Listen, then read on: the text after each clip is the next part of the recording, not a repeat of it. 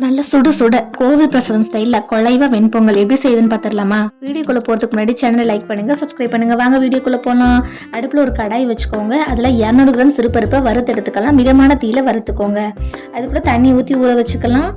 நான் இன்னைக்கு 400 கிராம் பச்சரிசி, 200 கிராம் சிறுபருப்பு 20 நிமிஷம் ஊற வச்சு எடுத்திருக்கேன். அது குக்கர்ல சேர்த்துக்கோங்க.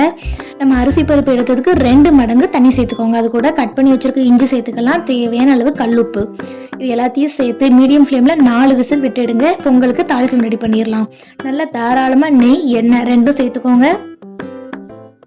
1 ஸ்பூன் மிளகு, 1 கொத்து கருவேப்பிலை, 1 ஸ்பூன் சீரகம், கொஞ்சம் முந்திரி பருப்பு. இதெல்லாம் நல்லா வறுத்தெடுத்து நம்ம குக்கர்ல வச்சிருக்க பொங்கல்ல சேர்த்துக்கோங்க. நெய்யெல்லாம் ஒன்று சேர்ற மாதிரி நல்லா கிளறி விட்டுக்கிட்டே இருங்க. அப்பதான் உங்களுக்கு நல்ல குழைவா கிடைக்கும் பொங்கல். இதாங்க கோவில் பிரசாதம் ஸ்டைல்ல ரொம்பவே குழைவா வெண்பொங்கல் ரெடி ஆயிடுச்சு. செஞ்சு பார்த்துட்டு எப்படி இருந்ததுன்னு கமெண்ட்ஸ்ல சொல்லுங்க. மற்றும் ஒரு வீடியோல சந்திக்கிறேன். Bye bye.